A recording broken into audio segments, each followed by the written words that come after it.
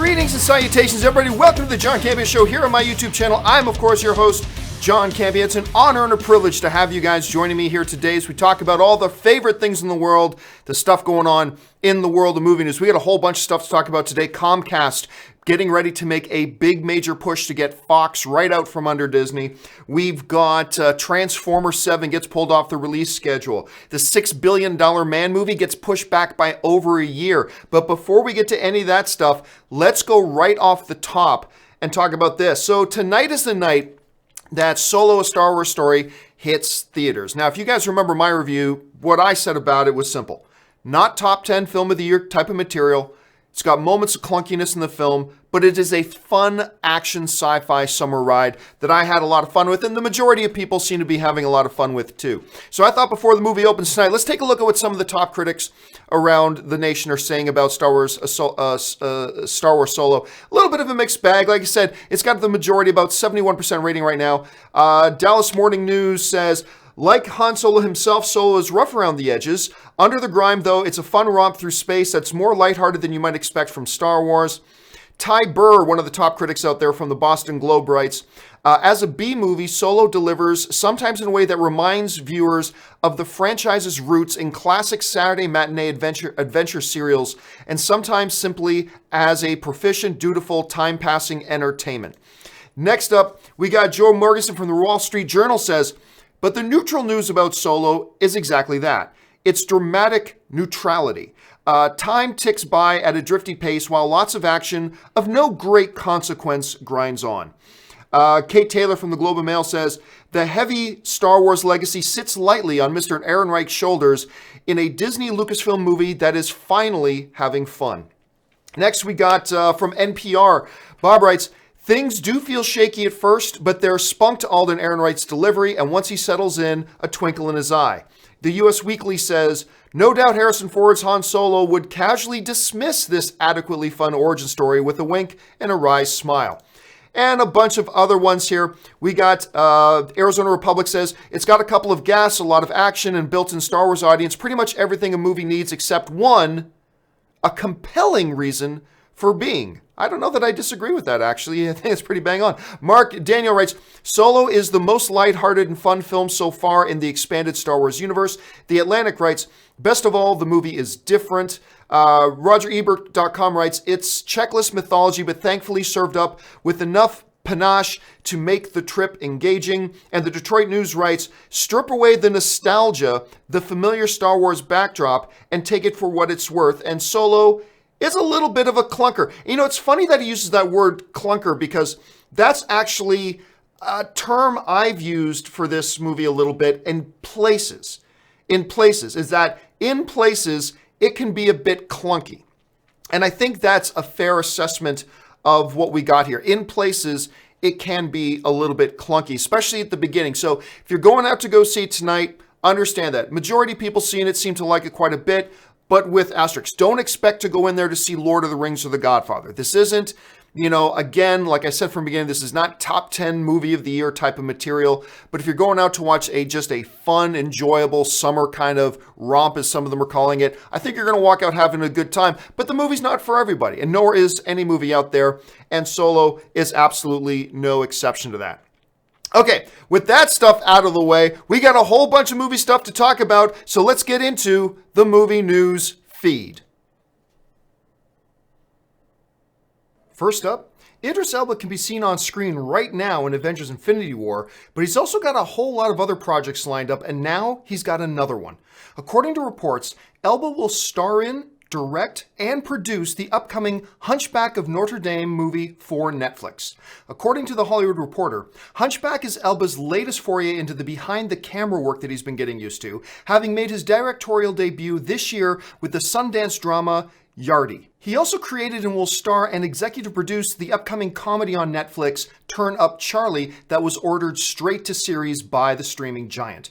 On top of everything else, it's being said that Elba will also produce the original music for the feature as well. So, seriously, is there anything this guy can't do? Hunchback of Notre Dame is an interesting project for Idris Elba, and I can't help but wonder, again, I'm just wondering, pure speculation here, if Netflix picking up his series Turn Up Charlie that he is starring in and producing and all that kind of stuff, if them picking up his series might be a little bit of a package deal of sort of a, hey, yeah, we'll pick up your series, but we've got this Hunchback movie we're doing and we'd like you to direct, star in, or maybe they're two completely independent things. Who knows? Look, we've seen lots of iterations of the Hunchback of Notre Dame. And the thing is, it is such a classic, timeless story because there's such rich, deep human themes in it that spans across almost any generation of filmmaking you want to go into, whether it's in the 40s, 50s, 80s, 2000s, 2018. There's so many great themes in that story that you can explore and build upon. And bringing a guy like Idris Elba, who's now getting a taste for behind the camera work, doing a little bit of directing. The guy is clearly a massively worldwide, global, world-class talent when it comes to acting in front of the camera. Getting him involved with this only makes even more sense. So yeah, mark me down as somebody looking forward to this. Next up, as many of you already know, Damon Lindelof is creating and showrunning an upcoming HBO series version of the popular The Watchmen property. Yesterday, the all-star cast for the show was revealed. The Watchmen will star Emmy Award-winning actress Regina King, Don Johnson, Tim Blake Nelson, and iconic Academy Award-winning actor Louis Gossett Jr. The latest iteration of The Watchmen we had on the big screen was in 2009 with Zack Snyder's version, but that film only managed to pull in $185 million at the worldwide box office. And that Watchmen movie from 2009 seems to be pretty divisive. There are either people that you love it or hate it. I neither loved nor hated The Watchmen. I was right down the middle. I thought the movie was actually okay. Now, again, I know there's a lot of you who love it. I know there's a lot of you who hate it. But for the longest time, The Watchmen was considered a property that was almost unfilmable. And to me, The Watchmen movie kind of proved that, because I think Zack Snyder did about as good of a job with the Watchmen property as you can do. However, maybe you can do better if you're not confined to one movie and you can actually stretch it out into a series. The answer to that question is coming up soon when Damon Lindelof gets this whole thing launched off the ground. We'll say this though, the cast itself is great. I have been a Regina King fan for a long time. Don Johnson, of course, is magnificent. And if you want to know just how good Tim Blake Nelson is of an actor, and I know we all liked him in The Hulk, but go and check out Oh Brother, Where Art Thou? He was fantastic in that movie. And then, of course, you got Lou Gossett Jr. in there, who we don't see very much anymore. I mean, I was just thinking about Lou Gossett Jr. like just a few days ago. I was like, oh, whatever happened to him? Like, he wins Academy Awards and he's like one of the most celebrated actors, and all of a sudden he just kind of disappears. So I have no idea where he went, but I'm glad he's going to be back for this. So look, while I'm not a huge fan of the 2009 movie, I am a big fan, like most of you guys, of the graphic novel, and this thing seems to be coming together really well. I like the writer and executive producer they got on board. I'm liking the cast they're pulling together. Let's see how this thing turns out. Next up, we've been talking at length on the show recently about the upcoming Mark Wahlberg $6 billion Man project that they've been trying to get off the ground forever. Most recently, about the fact that they just lost their director. Now, according to reports, the loss of the director has caused Warner Brothers to push the movie back by more than a year. The $6 billion Man was originally supposed to hit theaters on May 31st of 2019, but it will now be delayed all the way until June 5th of 2020 while they search for a brand new director. There were rumors circulating that Warner Brothers was looking at trying to get Mel Gibson to step in and direct, but Deadline is saying that those rumors simply aren't true. The June 5th date was being held by Warner Brothers for an untitled DC film, but apparently that isn't happening anymore. And just like when we were talking about this project the other day, this thing has got a long history. They have been trying to do a $6 billion Man film for a while, and it goes all the way back years and years and years. Like the first couple of iterations that they were trying to get off the ground, it was going to be a straight up comedy with Jim Carrey starring in it. Then they changed philosophies, and you get Mark Wahlberg on board. They had a director attached. The director was attached for years. Now he's gone. Now they've got to start this whole process again. Will this movie ever actually happen? I'm thinking it will for a couple of reasons.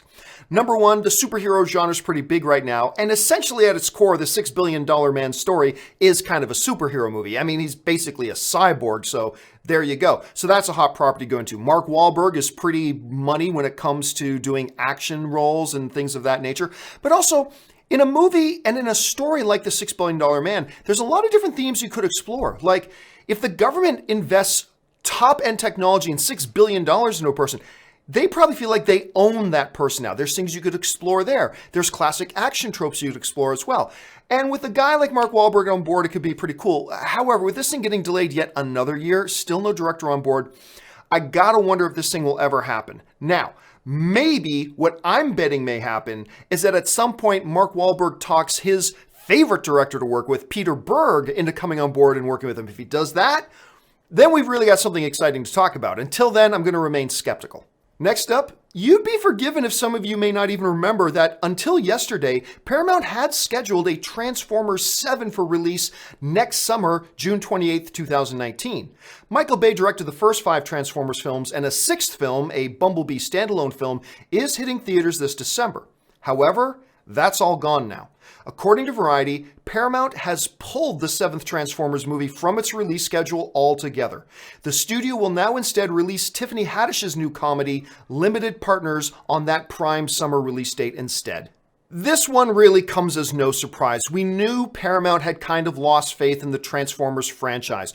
Don't be mistaken, they're not giving up on the Transformers IP in total, but I think they're looking at rebooting this whole thing, and as a result, they're scrapping the Transformers 7 plans that they originally had.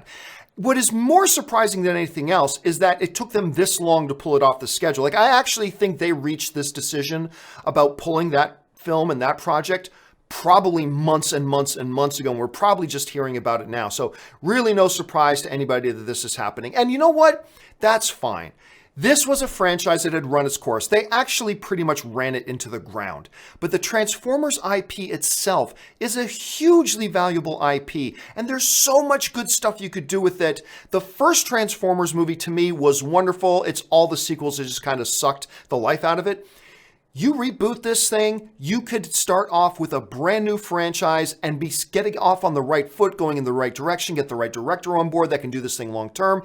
Then you're talking about something. So again, no big surprise and also no big loss, but don't be mistaken. There are going to be more Transformers movies. Just expect them to be in a rebooted universe of some sort at some point.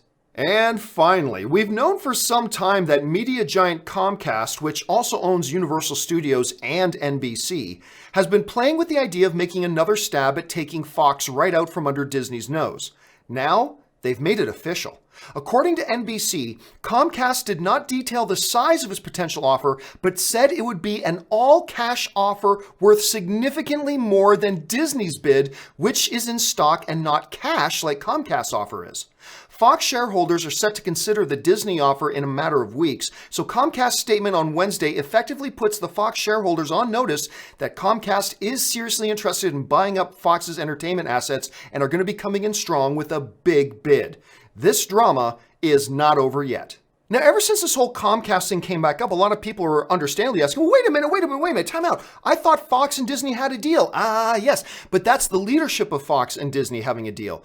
Disney's shareholder, Fox's shareholders would have to ratify that deal because it's the Fox's shareholders who are the ones that are selling their stock. They've got to ratify this. And if another company comes in with a significantly better offer, particularly one that might be in cash, that could be far more appealing to the current Fox shareholders. They could go, hell yeah, like I could be getting what, $50,000 for my shares if I go with Disney stock, or I could be getting like $75,000 for giving up my shares. I'll take the $75,000, please. I mean, it really all depends. But on top of all that, if the leadership at the Fox as it currently stands doesn't consider a significantly better offer from Comcast, that will raise red flags with the government of anti-competitive issues. That could very well sink their entire deal in the first place. So if Comcast comes in with a strong deal, Fox has to table that to their shareholders. They just legally, they have to do it. And if it's a good enough offer, the Fox shareholders who have never ratified a Disney deal could go, yeah, we're going to get more money for ourselves if we take this deal. Now, all this is speculation at this point. Comcast is saying they're going to come in with a better deal than Disney, but how much better? Is it going to be like $1 better? Well, they're saying significantly better. So does that, I don't know, does that mean $5 per share better? Does it mean double the share value? I mean, we just don't know. So until we get some hard numbers from them, it's going to be hard to speculate too much. But absolutely make no mistake about it. This thing's not done. This whole drama about who's going to end up with Fox is not over. Now, if I were a betting man and I had to put $5 on it, I still believe Bob Iger and the Mouse House are just too wily. They will come up with a way to finish this Fox deal so Disney can take it over. I still think that's how this is going to resolve itself, but you just can't guarantee that at this point. And we'll just see how big of an offer Comcast comes in with, because make no mistake, Comcast is loaded with cash. They could make this very, very interesting. We'll just have to see how all this turns out. And that'll do it for today's installment of the Movie News Feed. All right, and now you are all caught up to date on all the stuff going on in there. What is going to happen with this whole Fox drama? I mean, I'm not kidding you. This must be what people who watch daytime soap operas feel like, because that's how I'm feeling right now. I'm feeling like, what's going to happen? Like, I'm actually kind of stoked about this whole thing. I can't wait to see how this all shakes out. All right, guys, we're going to go over now to our main topics, which are topics submitted by you. How do you submit a topic or question to be on the John Campea Show? It's simple. You just email me anytime at john@thejohncampeashow.com. Put that word topic in the subject line. And as always, guys, keep the emails to 90 words or less, or else I simply can't use them. All right, so we move on to the first email topic today. And the first email topic today comes to us from Manny, who writes, "Hey, John, I want to get your thoughts on David Ayer. End of Watch and Fury were strong films, but from Suicide Squad and Bright, he seems like a one-hit wonder." Okay, well, thanks a lot for the question, man. Well, first of all, the very fact that you pointed out End of Watch and Fury means he is not a one-hit wonder. I mean, he's done a number of really, really good films. And you know what? I don't care. I know it takes a lot of crap. I like Suicide Squad. I liked it. I had fun with it. Look, was it a hot mess? Yes, it was a hot mess. Did it have its drawbacks? Absolutely, it had its drawbacks. But overall, I walked out smiling and grinning. They definitely needed more Joker and Harley Quinn in that movie, but whatever. I kind of liked it. Now, Bright is a movie that I did not like. I didn't like Bright at all. However, there are a lot of people who did. I was actually kind of surprised, because I thought the movie really was a mess, but I was kind of surprised to find out, like, once the movie released on Netflix, that there were a bunch of you guys who did like it, and that's great. So I think all that kind of stuff put together, the fact that he's got two amazing movies, which were all based on their directing. When you're talking End of Watch and Fury, those movies are so heavily reliant on the directing of the films. And the fact that I like Suicide Squad, and the fact that a lot of people do like Bright, no, you can't call David Ayer a one-hit wonder. I think he took on some very challenging projects. Some didn't work out as well as others, but a couple of them worked out incredibly well. So no, I would never personally say that David Ayer is any kind of a one-hit wonder. I think he's a very gifted filmmaker. All right, let's move on to the next email. And the next email today comes to us from Vheto, who writes, "Hello, John. Amazing show." Thank you so much, Vheto. I have a question regarding the new Incredibles film. With the latest Disney, Pixar, and superhero films, which most of them contain death of important characters, and the new Pixar film, The Incredibles 2, in the horizon, how likely is it that this film could contain the death of a main character? That's an easy one. 0. There's no chance they're killing, there's no chance that this film, which the beautiful thing about Pixar films is that they're not kid films. They're kid-friendly films. And there's a big difference between a kid film and a kid-friendly film.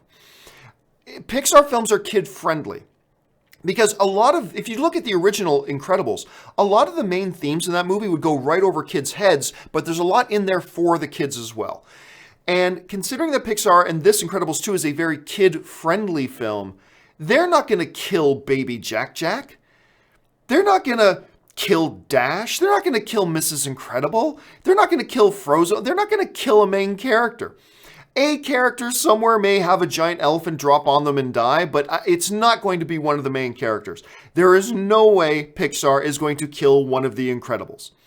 So, and I don't think Edna's going to die. I really, really don't think. Now watch, they all die in the movie. But honestly, from where I'm sitting right now, that would make no sense for Pixar to do that. So no, absolutely not. None of the Incredibles are going to die. But I don't know, maybe you guys think they will. Jump down to the comment section. What do you think the chances are that one of the actual Incredibles family dies in Incredibles 2? I'm going to set the over-under at 1.5%. So you can take the over on that or the under. Let me know what you guys think. All right, final email of the day. And the last email question today comes to us from Jason Leigh, who writes, "Hey, John, huge fan and love the show. Keep up the good work." Thank you so much, Jason. We're getting another Predator movie, and I couldn't be happier, but my question to you is, after all these years, don't you think it's time for an origin story, like how they obtained their superior technology, the different clans and races, and how old they are as a species, etc.? So yeah, we've got a new Predator movie coming out here. I haven't loved the trailers to be completely honest with you. But I do really look forward to the film because it's being directed by Shane Black. And Shane Black, I don't think I've not liked a single movie he's made. I think the film that he's made that I liked the least was probably Iron Man 3. And I still like that movie, but that's probably the film of his I like the least. So far, Shane Black has not steered me wrong, so I'm still looking forward to it, even though I haven't been thrilled with the trailers. If you're asking me, do I think it's time they do an Origins of the Predator and we get to see their clans and races? Hell no. No, I'm no interest in that whatsoever. One of the things that was great about the original Predator is that you didn't know everything about the Predators. All you needed to know was that they were an alien race, clearly advanced, and they like to hunt. And hunt for sport. They like to challenge. They're clearly some kind of a warrior race. They love the idea of dying in pursuit of the hunt. I mean, that's all you needed to know. That's all we need to know. Like, we don't need to know anything about, what's their home life like? Do they get married at 20 or at 30? How many years was their species around before they had their first steam engine? Like, I'll be honest, I can understand the curiosity about that, but when it comes to the Predator, I kind of would have the same feeling like I would about a Boba Fett movie. The same reason I have no desire to see a Boba Fett movie. I don't want to see Under the Mask. I don't want to see the home life of Boba Fett. I don't want the mystery of that character shattered.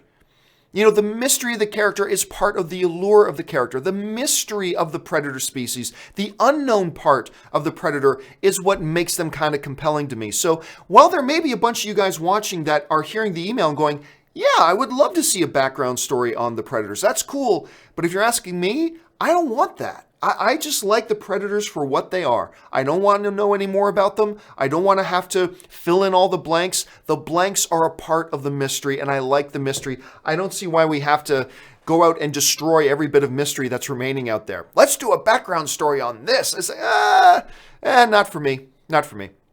All right, guys, that will do it for the email questions today. Now, I got a few minutes left here to take some live questions. You guys have been firing in a bunch of live questions, so let's go over to those. Right now, we got about 10 minutes left in the show here. So we start off with James Welsh, who writes, leave it up to Deadpool to feature the first LGBT characters in a superhero film. Maybe minor characters, but it's a step forward. Yeah, so for those of you guys who didn't know, they reveal it in Deadpool 2 that, and this is no spoiler, but Negasonic Teenage Warhead is a lesbian character, and she's got a girlfriend, Yukio, in Deadpool 2, who are the most adorable couple. Hi, Yukio. Anyway, are they the first one to have a gay character? Are they? So I've got an itch in my brain saying that they're not, but okay, let's just go for it. Sure, leave it up to Deadpool to do something like that. And it was great, and it fit in perfectly, and it was wonderful. Let's Watch writes, hey, John, big fan. I've decided not to see Solo. Nothing has interested me in the trailers. The trailer's been boring, and it just looks generic, and it looks like I might hate some new characters. I'm liking you L337. Well, I mean, look, that's the thing about movies, man. You see trailers, you hear the marketing, you know some stuff about it, and you either decide, yeah, this sounds like it'll be for me, or it won't be for you. I mean, that's the same thing with every movie. I can tell you it is not boring. I mean, there are problems with the films, but even the people, like, say, if you read a lot of the critics who say have seen the movie and didn't like the movie, boring is not one of the things they call it. There's clunkiness to the narrative, absolutely, like especially in the first act.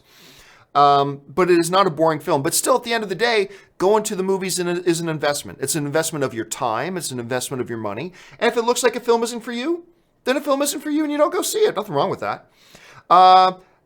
Trey Gaming writes, hey, John, I was wanting to get your thoughts on Lucifer getting a new home and a new network or streaming service like Hulu or Amazon. I personally love the show and wanted to see it continue. Well, Trey, you must have been away for a while because I've kind of talked about this about a dozen times on the show. But to recap, I love Lucifer. They're re-airing. They're going to be airing 2 unaired episodes on May 28th. Probably as a showcase to see if other networks want to pick it up. I would love for it to be picked up on a Hulu, a Netflix, a TBS, and NBC, anything like that. It's a great show. It has much better ratings than some shows that got picked up for renewal. So yeah, again, I've already talked about this about a dozen times, but yeah, I absolutely love the show. I would love to see it get picked up by another network.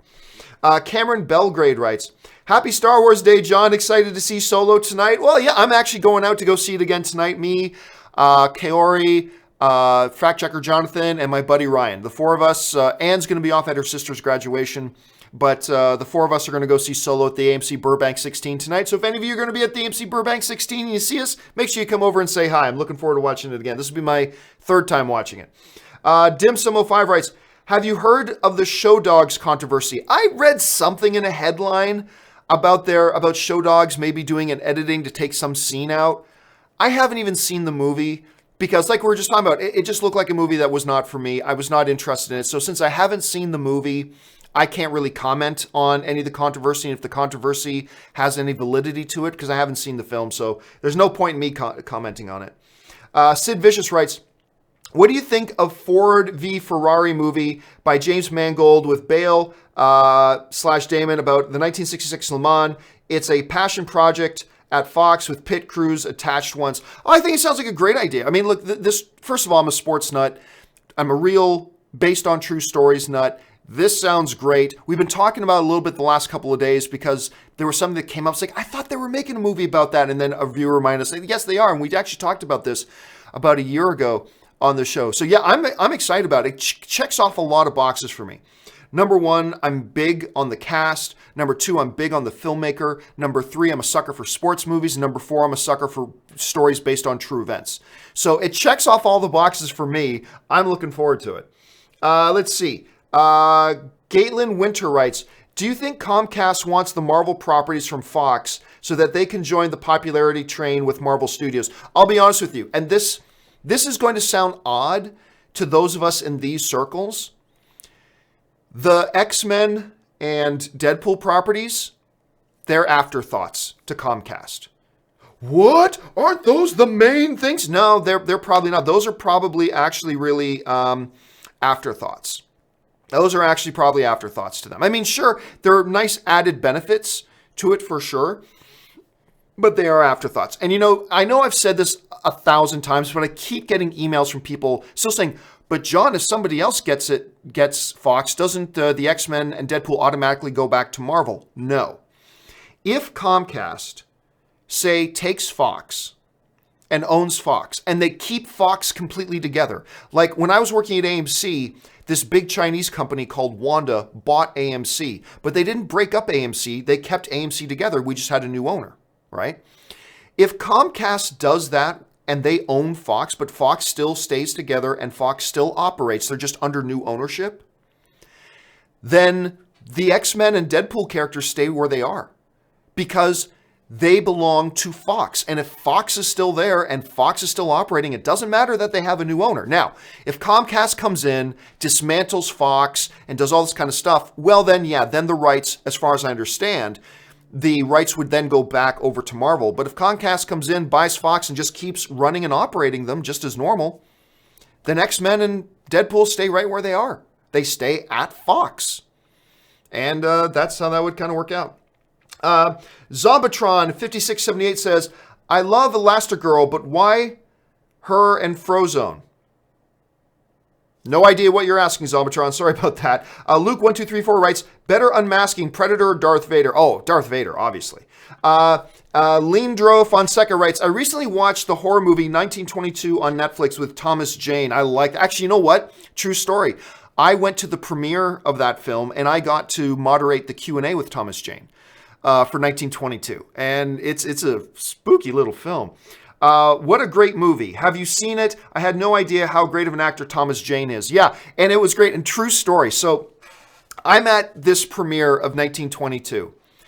And I'm up. I welcome the audience. Like the screening is just finished. I go up. I welcome the audience. I also felt like an idiot because I completely butchered and mispronounced the name of one of the producers as I introduced him to come down. Totally butchered his name. I still to this day, I feel brutal about that. Anyway, so this is about, I don't know, 4 or 5 months ago. So I'm standing on the stage at the front of the theater, and I had not seen Thomas Jane yet. Because when the movie started, Thomas Jane hadn't arrived yet. And to be honest with you, I didn't even know if Thomas Jane was there. But I go up and I introduce Thomas Jane anyway. And sure enough, Thomas Jane comes walking up. Totally barefoot. I mean, okay, so what? The guy wasn't wearing shoes. He was barefoot. But there's just something weird about being in a movie theater environment, and this dude just walks up totally barefoot. And he didn't take his shoes off in the theater. I mean, he just showed up to the theater barefoot, which I thought was really crazy. I don't know why. I thought that was cool. Thomas Jane was a really great interview, though.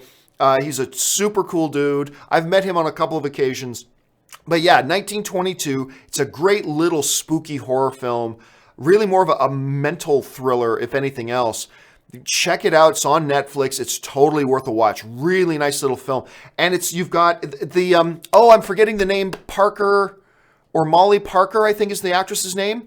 The girl from House of Cards, and she was just the lead in Lost in Space. She's his co-star in it, and she's wonderful in it, and he's great. Yeah, if you get a chance to watch 1922, watch it. It's a really nice little film. Let's see. ZCM says, have you seen Christine starring Rebecca Hall? Have I seen it? Hold on a second. To be honest with you, it's ringing a bell, but I can't think of it off the top of my head. Hold on a second here. Which one was it? It's the one from 2016. Oh, no. I never did see that one, to be honest with you. Nope. Which is really too bad because I love Rebecca Hall. I was just gushing about Rebecca Hall the other day, but no, this is one I did not see yet. Let's see. Thoughts on, ZB writes again, thoughts on Third Man. I'm not... Oh, what, the 1944 also, or 44, 45, 46 Orson Welles movie? I think I saw that like 30 years ago, but I do not remember it off the top of my head. All I remember is that Orson Welles was in it, and that's about it. So, yeah, that's... What was it? Hold on a second. I think it was 1944. Hold on a second.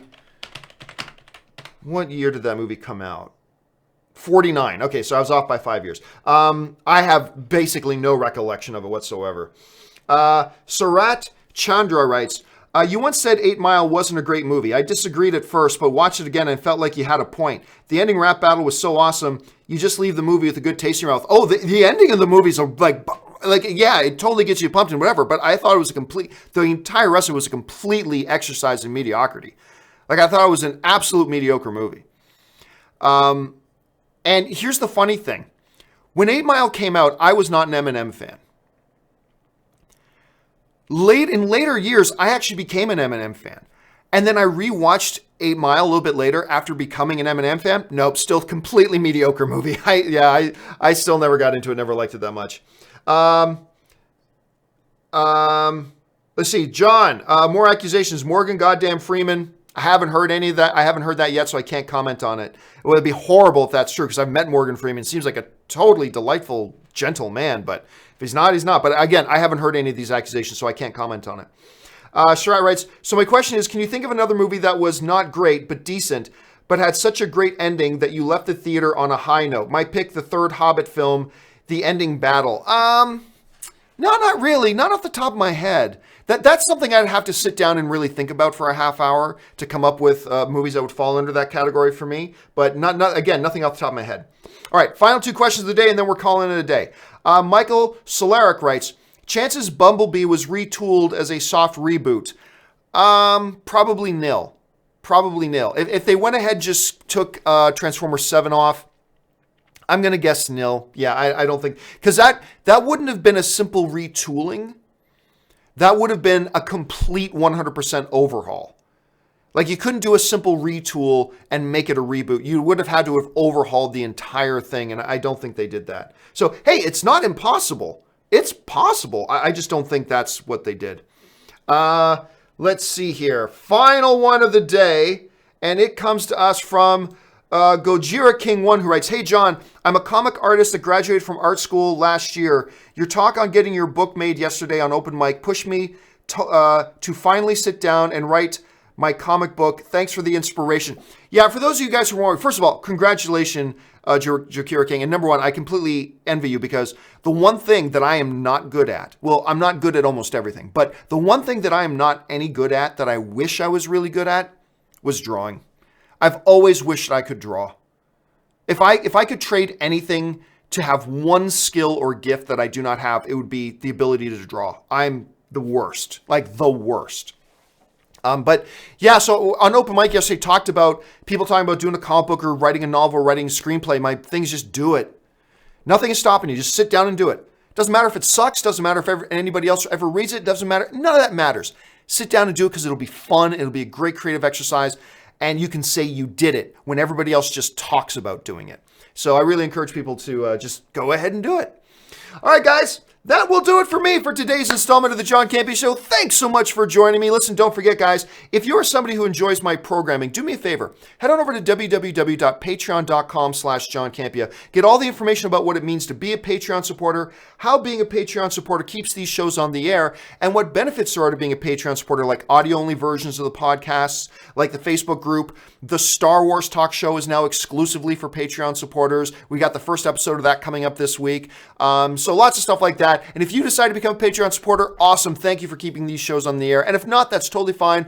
I'm just grateful you're here being a film fan with us. All right, guys, that will do it for me for today. My name's John Campea, and until our next video, bye-bye.